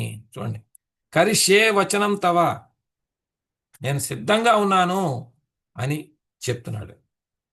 సో భగవద్గీత బోధించకముందు ఎలా ఉన్నాడు, భగవద్గీత తరువాత అర్జునుడు ఏ విధంగా దృఢ నిశ్చయానికి వచ్చాడు. అయితే మనం ముందు శ్లోకాలను కనుక పరిశీలిస్తే కృష్ణుడు కొంచెం వెసులుబాటు కల్పించాడు. 18.63 శ్లోకం చూడండి. ఇతితే జ్ఞానమాఖ్యాతం గుహ్యతరం మయా విమృశ్వైత దశేషేన యథేచ్ఛసి తథా కురు. ఈ గుహ్యతరమైనట్టు జ్ఞానాన్ని నీకు బోధించాను, దీన్ని బాగా ఆలోచించి నీ ఇష్టానుసారం చేయము అని చెప్పాడు. ఇదేంటి మళ్ళా ఇష్టానుసారం వెసులుబాటు కల్పించాడు. కానీ అంతకు ముందు శ్లోకం చూడండి, 18.58 మచ్చిత్తా సర్వదుర్గాణి మత్ప్రసాదాత్ తరిష్యసి అతచేత్వమహంకారాత్ నశ్రోష్యసి వినంక్షసి. నీవు ఎల్లప్పుడూ నన్నే స్మరిస్తూ ఉంటే నా కృపచే నీవు అన్ని అడ్డంకులు కష్టాలను అధిగమించగలవు. కానీ ఒకవేళ అహంకారముచే నా సలహా వినకపోతే నీవు నాశనమైపోతావు. చాలా డైరెక్ట్ వార్నింగ్ అర్జునుడికి ఇక్కడ. ఈ శ్లోకం చదివాక, ఈ శ్లోకం విన్నాక అర్జునుడికి నిజంగా ఏమైనా ఛాయిస్ ఉందా? ఇదంతా గొప్ప మేనేజ్మెంట్ సబ్జెక్ట్ అండి ఇదంతాను. ఇక్కడ శ్రీకృష్ణుడు ఇచ్చినట్టే ఇచ్చాడు, స్వాతంత్రము ఇచ్చినట్టున్నాడు, చక్కగాను ఉపదేశం చేశాడు, ఇష్టం వచ్చినట్టు చెయ్యి అన్నాడు. మళ్ళా అంతకుముందు శ్లోకంలో నువ్వు నే చెప్పింది వినకపోతే మళ్ళా నాశనం అవుతావని చెప్పాడు.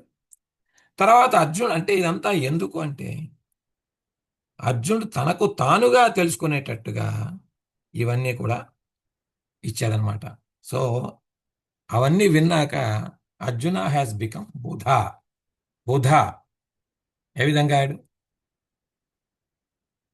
when he became Buddha by hearing Vedic knowledge of the Bhagavad Gita from the Supreme Person, he changed his decision and became a worshipper of Lord Krishna, who had himself arranged the battle of Kurukshetra.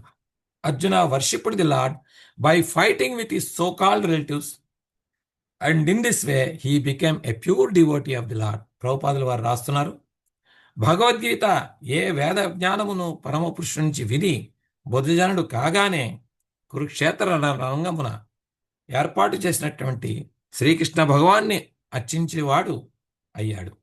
తన నామమాత్ర బంధువులతో పోరాటం ద్వారా అతడు శ్రీకృష్ణుని అర్చించి శుద్ధ భక్తుడయ్యాడు.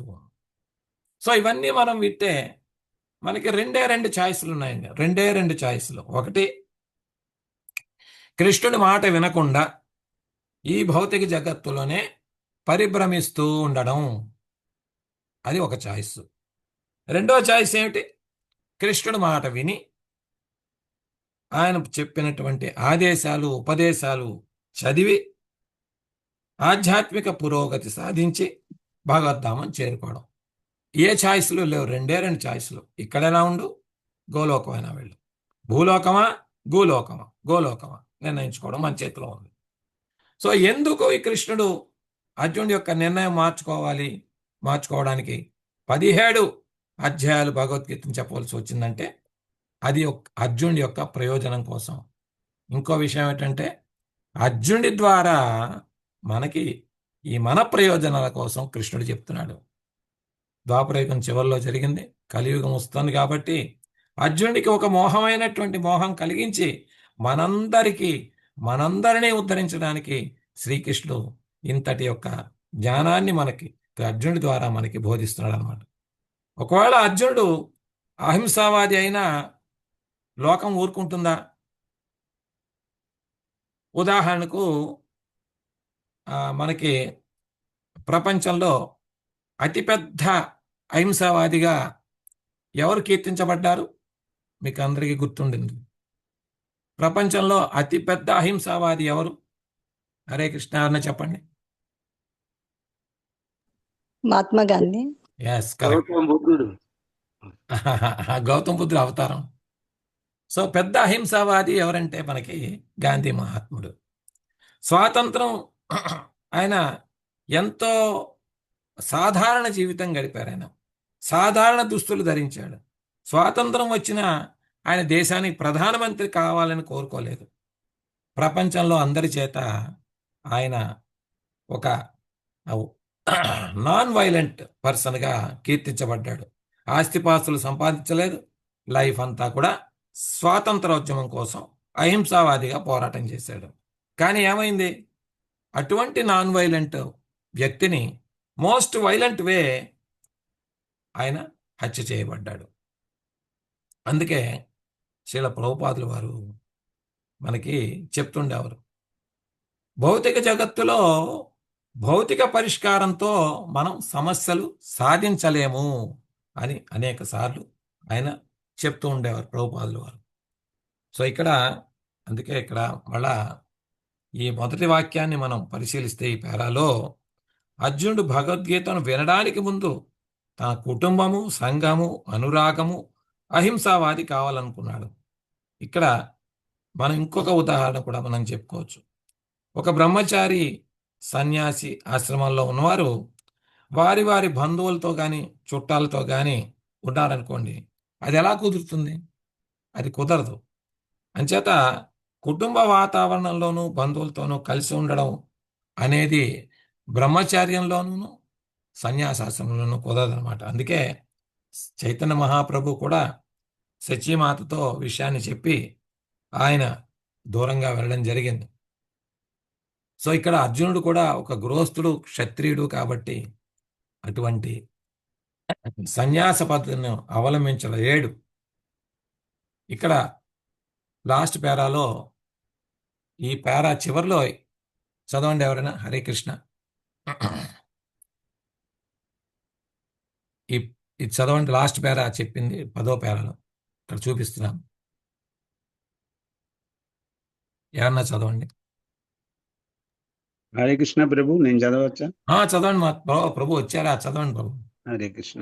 మనుజుడు నిజమైన శ్రీకృష్ణుని అర్పించినప్పుడే ఇటువంటిది సాధ్యపడుతుంది. భగవద్గీత యందు శ్రీమద్ భాగవతం నందు వర్ణింపబడినట్టి కృష్ణ సంబంధ విజ్ఞాన మర్మమును తెలియనట్టి మూర్ఖులచే సృష్టింపబడిన ఎవడో కల్పిత కృష్ణుని అర్పించడం వలన అది సాధ్యపడదు. హరే కృష్ణ ప్రభు. హరే కృష్ణ. సో ఇక్కడ శ్రీల ప్రభుపాదుల వారు కూడా కొన్ని ఉదాహరణలు ఇస్తుండేవారు. ఆయన కొంతమంది శిష్యులు ఆయన దగ్గరికి వెళ్ళి, మా ప్రభుపాద్ ఆయన ఎవరో రాముడు అవతారంగా చెప్పుకుంటున్నారు, వీరెవరో కృష్ణుడు అవతారంగా చెప్పుకుంటున్నారు, వారిని ఒక దత్తాత్రేయ అవతారంగా చెప్పుకుంటున్నారు అని మనుషుల్ని రిఫర్ చేసినప్పుడు శ్రీల ప్రభుపాదులు గారు వారితో అనేవారు, మనకెందుకు ఈ నకిలీ అవతారాలు? మన అంతే నిజమైనటువంటి కృష్ణుడు, నిజమైనటువంటి రాముడు మనకి బృందావనంలో ఉన్నారు. అంటే బలరాముడు అన్నమాట. బృందావనంలో ఉన్నారు, మనకి భాగవతంలో విశేషాలన్నీ చెప్తున్నారు. కాబట్టి మనకెందుకు ఆ నకిలీ రాముడు, నకిలీ కృష్ణుడు అని నవ్వుతూ వాళ్ళకి చెప్తూ ఉండేవారు అనమాట. సో అంటే మనకి భాగవతంలో మనకి ఒరిజినల్ బలరాముడు, ఒరిజినల్ కృష్ణుడు గురించి వివరిస్తోంది. కలియుగంలో ఎంతోమంది ఫ్యాబ్రికేటెడ్ అవతారాలు, శాస్త్రాలలో చెప్పనటువంటి అవతారాలు ఎన్నో కలియుగంలో ఉన్నాయి. ఇప్పుడు కొంతమంది ఎక్స్పోజ్ అయ్యారు, కొంతమంది ఎక్స్పోజ్ అవ్వలేదు. అయితే ఇటువంటి వ్యక్తి శ్రీకృష్ణుడు ఉన్నప్పుడు కూడా ఉన్నాడు. ఆయన పౌండ్రక వాసుదేవుడు. పౌండ్రక వాసుదేవుడు శ్రీకృష్ణుడికి లెటర్ పంపిస్తాడు. నేను ఒరిజినల్ వాసుదేవుణ్ణి, నీకున్నటువంటి ఆ శంఖ చక్రాలు నావి, నాకు ఇచ్చేసాయి అని ఒక లెటర్ పంపిస్తాడు. పంపించినప్పుడు సభలో వాళ్ళంతా నవ్వుతారు. సో చేత ఆ తర్వాత జరిగిన యుద్ధంలో శ్రీకృష్ణ అవలీలగా ఆయన పౌండ్రకుడిని సంహరించడం జరుగుతుంది. సో అంచేత భగవద్గీత మన సైన్స్ ఆఫ్ సెల్ఫ్ రియలైజేషన్ చాప్టర్లో ప్రభుపాదుల వారు 2వ చాప్టర్లో సెయింట్స్ అండ్ స్విండ్లర్స్ అని ఒక విశేషంగా ఒక చర్చ జరుగుతుంది. 2వ సైన్స్ ఆఫ్ సెల్ఫ్ రియలైజేషన్లో రిపోర్టర్కి ప్రభుపాదుల వారికి, మీరు మళ్ళా ఇదివరకు చదివి ఉంటారు, మీరు మళ్ళీ ఒకసారి చదవండి. మళ్ళా చాలా ఆసక్తికరమైనటువంటి సంభాషణ. ప్రభుపాదుల వారి యొక్క పుస్తకాలు మనం ఒకసారి చదివినా మళ్ళీ మళ్ళీ చదువుతూనే ఉండాలి. అది ఏ విధమైనటువంటి పుస్తకాలు అంటే అన్ని భాగవతం భగవద్గీత మీద ఆధారపడిన పుస్తకాలు కాబట్టి మనం ఎప్పుడు చదువుతుంటే అప్పుడు మనకి కొత్త అర్థాలు వస్తుంటాయి అన్నమాట. సో ఈ విధంగా మనం 10వ పేరాని మనం పూర్తి చేసుకున్నాం. సో ఇప్పుడు మనం మళ్ళీ వారం 7 అయింది. మనం మళ్ళీ వారం 5వ సబ్జెక్టు మనం ఎంచుకుందాం. శ్రీకృష్ణుని దేవాదిదేవునిగా అంగీకరించిన వారు ప్రజలనే దేవుళ్ళగా చూస్తారు లేదా స్వయంకృత దేవుళ్ళగా ప్రకటించుకుంటారు. People are my God or I am God. ఈ చాప్టర్ మీద ఈ టాపిక్ మీద మనం కిందటి వారం మళ్ళీ వారం చర్చ చేసుకుందాం. Hare Krishna. Thank you so much. అందరికీ ధన్యవాదాలు. 3 వారాల తర్వాత మళ్ళా క్లాస్ తీసుకోవడం జరిగింది. యాత్రలు శ్రీరంగం, మెడ్రాస్, చెన్నై, తిరుపతి ఇవన్నీ కూడా చాలా ఊళ్ళు తిరగడం జరిగింది.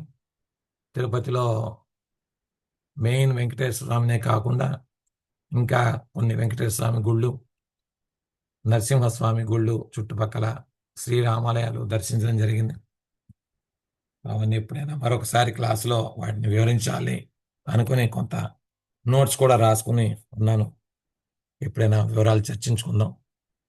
హరే కృష్ణ. ఇప్పుడు మీకు ఏమైనా సందేహాలు అవి ఉంటే మనం చర్చ చేసుకోవచ్చు. హరే కృష్ణ హరే కృష్ణ కృష్ణ కృష్ణ హరే హరే, హరే రామ్ హరే రామ్ రామ్ రామ్ హరే హరే.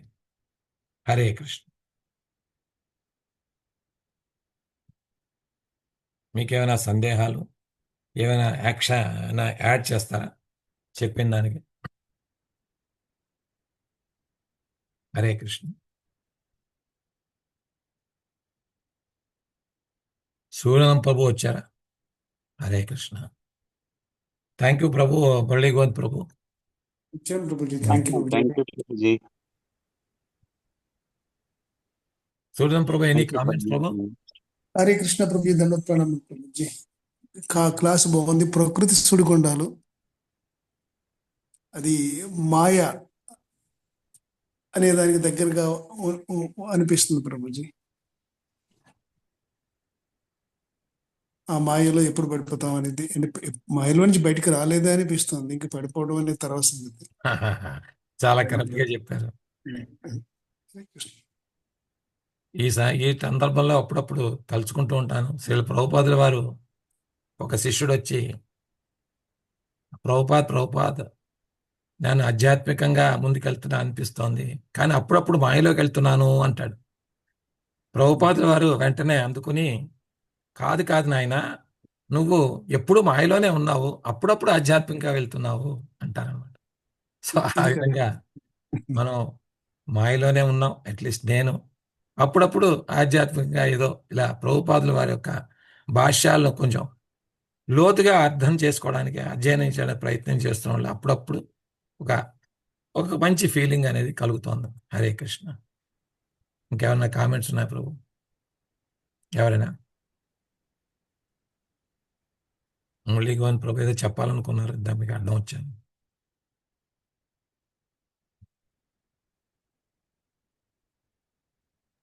ప్రభు, మీరు ఒక్క చోట ఎక్స్ప్లెయిన్ చేస్తూ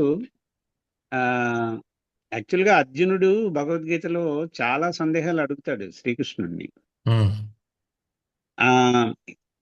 అంటే కొంచెం సేపటి కిందట ఒక 5-10 మినిట్స్ బ్యాక్ మీరు డిస్కషన్ చేస్తున్నప్పుడు చెప్తారు, అర్జునుడికి అన్ని అర్థమైనట్టుగా చెప్పినట్టే చెప్పి మళ్ళా నువ్వు అది చేయకూడదు ఇది చేయకూడదు అని అన్నారు కదా. అది ఒక స్పెసిఫిక్ అంటే ఒక కాన్సెప్ట్ ఏమైనా ఉందా ప్రభు? పలానా విషయంలో నువ్వు అది చెయ్యకూడదు అనేది ఏమైనా షటిల్ వేలో ఆయన ఏమైనా చెప్పారా ఏ శ్లోకంలోనైనా? ఆ, అంటే ఇప్పుడు ఈ మాయకి భ్రాంతికి గురయ్యాడని ఆయనంతట ఆయనే అర్జునుడే చెప్తాడు. ప్లస్ దాన్ని శ్రీకృష్ణుడు కూడా చాలా చోట్ల రెఫ్యూట్ చేస్తాడు, అర్జునుడి తాలూకా భావాలు ఏవైతే ఉన్నాయో. అవును అవును. మళ్ళా అంటే చేతికి అందించినట్టే అందించి తీసేసుకున్నాడు అన్నట్టుగా అర్థం వచ్చినట్టుగా నేను అనుకున్నాను. ఆ, కాదు అది కాదు. స్పెసిఫిక్ గా ఎక్కడ ఆ, జరిగింది అని. నేను చెప్పేది ఏంటంటే 18.63లో ఆ, ఆయన ఆయన నాయన నువ్వు కరిష్యే వచనంతో నువ్వు అవును అన్ని చెప్పాను కాబట్టి నువ్వు నీకు ఆలోచించి సొంత నిర్ణయం తీసుకోమని చెప్తాడు. అవును అవును కానీ అంతకు ముందు 2 శ్లోకాల ముందు నువ్వు నేను చెప్పింది వింటే అవును నువ్వు అన్ని నువ్వు బాగుపడతావు, అవును అన్నీ తెలుసుకోగలవు, నీకు విజయం సాధిస్తుంది అని చెప్తూ నా మాట అవును వినకపోతే నువ్వు నాశనం అవును అవుతావు అన్నాడు 3 శ్లోకాల ముందు. దాన్ని నేను రిఫర్ అవును చేశాను. అంటే అవును శ్రీకృష్ణుడు ఇచ్చినట్టే ఇచ్చి మళ్ళా అవును తీసుకుంటాడు ఆ స్వతంత్రాన్ని. మనకు కూడా స్వల్ప స్వాతంత్రమే ఉంటుంది. మనకు కూడా అవును ప్రభు. అవును స్వతంత్రంగా ఉన్నామని మనం అనుకుంటాం. కానీ అవును ప్రభుపాదులు వారు చెప్పినట్టుగా we're totally bound by the laws of material nature always. Yes Prabhu. Yes yes. So ఇదే ఈ శ్లోకాలు మనకి ముందు వచ్చింది చూస్తే మనకి మేనేజ్మెంట్ పీపుల్ అందరూ కూడా మనకన్నా ఎక్కువగా ఫారినర్స్ భగవద్గీతను వాడుకుంటున్నారు మన మేనేజ్మెంట్ సబ్జెక్ట్లో. మనం కరెక్ట్ దీనికి ప్రభు. వాడుకోవడం లేదు. అవునవును, ఎంతో మంది విధానం. Faculty they made their livelihood. Yes. అవును అవును అవును. మొత్తం 400-500 వెర్షన్స్ ఉన్నాయి భగవద్గీతలో. Yes Prabhuji. Yes yes. So management gurus ఫారిన్లో ఈ పుస్తకాన్ని తీసుకుని వాళ్ళు అనేక రకాలైనటువంటి స్పీచెస్ ఇస్తున్నారు వాళ్ళు చక్కగాను అవును అవును అవును మేనేజ్మెంట్ సబ్జెక్ట్ మీద. ఇది చూడండి, అవును. ఇప్పుడు మీరు ఈ 4 శ్లోకాలని పరిశీలిస్తే ఒక ఎస్ ఎస్. మేనేజ్మెంట్ సబ్జెక్ట్ ఇది. అవును అవును కార్పొరేట్ వరల్డ్లో కూడా CEO డెసిషన్ తీసుకుని ఉంటాడు. అవును నాకు 3,000 కోట్ల 10,000 కోట్లు ఆదాయం రావాలి, టర్న్ ఓవర్ రావాలని. అవును దానికి సంబంధించినట్టుగా అందరినీ ఒక పెద్ద మీటింగ్ పెట్టి అవును వాళ్ళందరినీ తీసుకొస్తాడు నెమ్మదిగా. అవును ఒక అవును 3 రోజులు బడ్జెట్ మీటింగ్స్ అని పెట్టి. అవును ప్రభు. అంటే నేను కార్పొరేట్ వరల్డ్ ప్రైవేట్ కంపెనీలో చేశాను కాబట్టి కొన్ని బోర్డు మీటింగ్లు కూడా అటెండ్ అవ్వడం జరిగింది అనుకోకుండా. అవును so already decision is clear. ఇక్కడ కృష్ణుడు కురుక్షేత్ర యుద్ధం జరగాలి, అవును ఈ ఒక భూభారం తగ్గాలి, డెసిషన్ అవును. కృష్ణుడు తీసుకున్నాడు ఆల్రెడీ. Yes yes yes. కృష్ణుడు తీసుకున్న డెసిషన్ ని ఇంప్లిమెంట్ చేశాడు. అందుకే అవును ఇంకొక శ్లోకంలో అవును నువ్వు యుద్ధం చేయకపోయినా వీళ్ళందరూ బతికి ఉండరు అని చెప్తాడు కృష్ణుడు. అవును. సో చాలా మేనేజ్మెంట్ సబ్జెక్ట్ ఉంది ప్రభు ఇందులో. ఎస్ ప్రభుజీ. ఎస్. ఈ భగవద్గీతలో ఎంతో మేనేజ్మెంట్ సబ్జెక్ట్ ఉంది. Thank you Prabhuji. నేను మళ్ళా 4 శ్లోకాలు ఒకసారి ఇన్ డెప్త్ చదువుతాను Prabhu. Thank you so much. Hare Krishna Prabhu. అంటే మీరు ఎంత చక్కగా అంటే ఆ ఒక పర్టికులర్ కాన్సెప్ట్ ని కూడా మైక్రోస్కోప్ లో చూసి ఏది ఎలా చెప్తే అందరికి ఆ ఆ ఫిలాసఫీ అర్థం అవుతుంది అనేది అక్కడ. ఇప్పుడు ఇది మేనేజ్మెంట్ యాటిట్యూడ్ ఎలా ఉంటుంది అన్నది కూడా ఇది కార్పొరేట్ వరల్డ్కి వెళ్తే ఈ స్పీకర్స్ మాట్లాడింది డబ్బులు కూడా ఇచ్చి వాళ్ళ చేత అరేంజ్ చేయిస్తారు. యాక్చువల్గా మీరు చెప్పినట్టు ఏంటంటే ఆ భగవద్గీత తీసుకొని ఆ 4 శ్లోకాలని జాగ్రత్తగా చదివి అర్థం చేసుకోవడానికి ప్రయత్నిస్తే మనకి ఏ ఫ్యాకల్టీ అక్కర్లేదు. On our own we can device all these goals. Thank you Prabhu. Thank you so much. Hare Krishna. భగవద్గీతలో ఇంకొక ప్రత్యేకత ఏమిటంటే మనం భక్తి యోగ గురించి మాట్లాడుతున్నాం కదా ఎక్కువ. అవును చాలా మంది అంటారు భక్తి భక్తి భక్తి అంటారు. అంటే కర్మయోగంలో తన పని తను చేసుకున్న వాడికి మోక్షం రాదా అని అడుగుతారు కొంతమంది. అవును అవును తన పని తను చేసుకుంటూ సిన్సియర్గా ఉన్నవాడికి మోక్షం రాదా అవును, అని అడిగితే మీరేం చెప్తారు? వస్తుంది ప్రభు, ఎందుకు రాదు? అది ఎందుకంటే ఇప్పుడు అందరూ ఎవరి బాధ్యత వాళ్ళు నెరవేర్చాలి, ఎవరి విధి ఎవరి కర్తవ్యాన్ని వాళ్ళు నెరవేర్చాలనే కదా భగవంతుడు చెప్తారు. Yes, correct. అంటే మనకి ఒకానొక టైంలో అనిపిస్తూ ఉంటుంది, ఇవన్నీ చదువుతుంటే ఇప్పుడు కొన్ని మిస్లీడ్ అవుతుంటారు మనం కూడా. అవును, అవును, భక్తి యోగం చాంటింగ్ చేస్తే మనం మోక్షానికి వెళ్ళిపోతాం. అది అవును, పాయింట్ కాదు, అది పాయింట్, ఒక పాయింట్ అది. మన అవును. డ్యూటీ మనం సక్రమంగా నిర్వహించాలి అన్న విషయాన్ని కూడా కర్మయోగంలో భగవంతుడు చెప్తాడు. కర్మ నుంచి ఎస్ భక్తి, ప్రభు, ఎస్, ఎస్. జ్ఞానం నుంచి భక్తి. ప్రభుపాదుల వారు చాలా సైంటిఫిక్ గా డిరైవ్ చేశారు ఇదంతా భగవద్గీత. అవును, అవును, అవును, most scientific way of explaining అవును. ప్రభుపాద్ పర్పస్.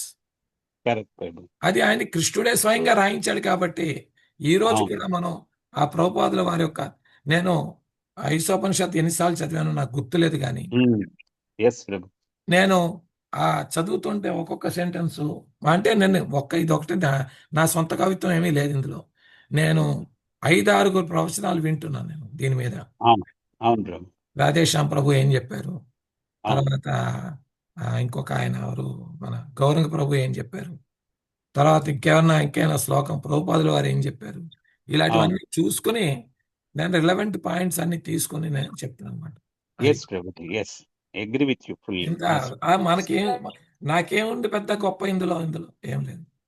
దీనివల్ల ఏంటమ్మా, కొంచెం ప్రభుపాదుల వారు చెప్పినటువంటి, కృష్ణుడు చెప్పినటువంటి జన్మ కర్మ చమే దివ్యం యోమే అవును. వ్యక్తి తత్వాదేయం పునర్జన్మ నైతి మామేతి సూర్జన్, ఏదో కొంత ఆ సుకృతి లభిస్తుంది అనే ఉద్దేశంతో ఏమో మళ్ళీ అగైన్ అభిజ్ఞస్వర నెక్స్ట్ వీక్ ఆ శ్లోకం వస్తుంది, భాగవతంలో ఫస్ట్ శ్లోకం వస్తుంది. అభిజ్ఞ Yes, ఆయన మళ్ళీ ఆయన ఇష్టం, మన డ్యూటీ మనం చేయడమే, మళ్ళీ ఆయన ఇష్టం ఏం జరుగుతుందో. అవును, అవును.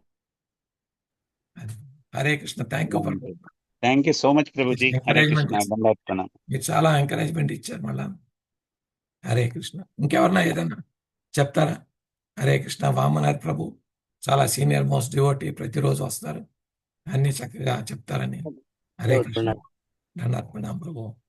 ఎంతో ఆనందిస్తున్నాము, కానీ ఎంత మేము పాటిస్తున్నాము, ఎంత దాంట్లో విచారణ చేస్తున్నాము అనేది సందేహంగా ఉంటుంది. సందేహం అందరికీ కామనే ప్రభు. రిపీటెడ్గా చదవడమే మనకి. ఉపాధులు వారు అందరికీ రెండే విషయాలు చెప్పారు, డాన్సింగ్ అండ్ ఫీస్టింగ్. భగవద్ధామానికి వెళ్ళిపోతారని. డాన్సింగ్ అండ్ ఫీస్టింగ్, నామజపం చేస్తూ డాన్స్ చేయడం, శుభ్రంగా ప్రసాదం తినడం, అంత చక్కగా వివరిస్తూ వాళ్ళని తీసుకొని వచ్చారనమాట. అది. హరే కృష్ణ. సో హరే నరసింహ స్థితిలోకి వెళ్దాం. అయితే 7 అవుతుంది. నరసింహ స్థుతికి వెళ్దామా? ఎవరికి వాళ్ళ ఈరోజు నరసింహస్థుతి శ్రీలక్ష్మి మాతాజీ. శ్రీలక్ష్మి మాతాజీ పాడతారా? మాతాజీ లేరు హరే అనుకుంటే కృష్ణ ప్రభుజీ. హరే కృష్ణ. శ్రీమతి లక్ష్మి మాతాజీ ఉన్నారు. హరే కృష్ణ ప్రభుజీ. ప్రణామ్ ప్రభుజీ. ఈ రోజు నాదే ప్రభుజీ. పాడండి మాతాజీ. ఓం నమో భగవతే నారసింహాయ నమస్తే తేజసే ఆవిర్భవ వజ్రనక వజ్రదంష్ట కర్మాశయాన్ రందయ నమో గ్రస ఓం స్వాహ అభయమాత్మాని భూయిష్టాః ఓం శ్రౌం ఓం నమో భగవతే నారసింహాయ నమస్తే నరసింహాయ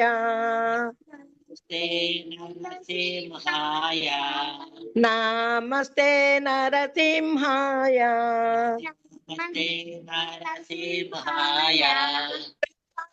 కళాదదాయినే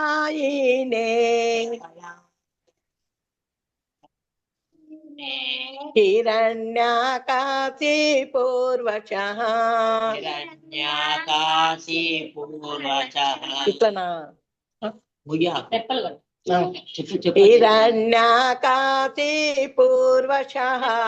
హిరణ్యాకాశీ పూర్వశః శిలటంకానకాలాయే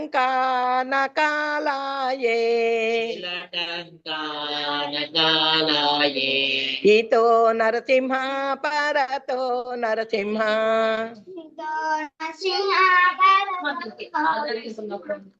ఏతో ఏతో యామి తతో నరసింహ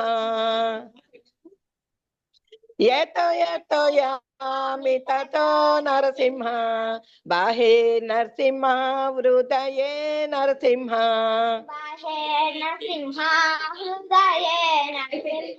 నరసింహమతిం శరణం ప్రపతే తవ కర కమలవరీనక అద్భుత శృంగా దళిత హిరణ్యకశిపు తను భృంగా కేశవద్రుత నరహరి రూప జయ జగదీశ హరే జై జగదీశ హరే జై జగదీశ హరే జయ కేశవద్రుత నరహరి రూప జయ జగదీశ హరే జై జగదీశ హరే జై జగదీశ హరే జయ నరసింహదేవ్ జయ నరసింహదేవ్ నరసింహదేవ్ జయ నరసింహదేవ్ జయ ప్రహ్లాద్ మహారాజ్ జయ ప్రహ్లాద్ మహారాజ్ ప్రహ్లాద్ మహారాజ్ జయ ప్రహ్లాద్ మహారాజ్ నిత్య గౌర హరి బోల్ హరి బోల్ హరి బోల్ నిత్య గౌర హరి బోల్ జయ జయ ప్రభుపాద్ ప్రభుపాద్ ప్రభుపాద్ జయ జయ ప్రభుపాద్ జయ జయ గురుదేవ్ గురుదేవ్ గురుదేవ్ జయ జయ గురుదేవ్ ఉగ్రం వీరం మహావిష్ణుం జ్వలంతం సర్వముఖం నరసింహం భీషణం భద్రం మృత్యోర్నమామ్యహం ఉగ్రం వీరం మహావిష్ణుం జ్వలంతం సర్వతోముఖం నరసింహం జీవనం భద్రం మృత్యోర్నమామ్యహం ఉగ్రం వీరం మహావిష్ణుం జ్వలంతం సర్వతోముఖం నరసింహం భీషణం భద్రం మృత్యోర్నమామ్యహం बोलो नरसिंहदेव भगवान की जय भक्त प्रहलाद महाराज की जय नित्य गौर प्रेमानंद हरि हरि बोल हरे कृष्ण प्रभु जी दंडवत प्रणामल प्रभु जी हरे कृष्ण हरे कृष्ण हरे कृष्ण थैंक यू माता जी हरे कृष्ण प्रभु जी हरे कृष्ण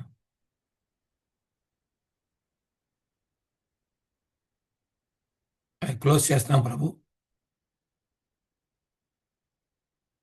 వాంఛా కల్పతరుభ్యశ్చ కృపా సింధుభ్య ఏవ చ పతితానాం పావనేభ్యో వైష్ణవేభ్యో నమో నమః अनंत कोटि वैष्णव वृंद की जय नामाचार्य श्री हरिदास ठाकुर की जय निताय गौर प्रेमानंदे हरि हरि हरि हरि बोल हरे कृष्ण प्रभु क्लोज చేస్తున్నా Hare Krishna okay Prabhu thank you Prabhu Hari Hare Krishna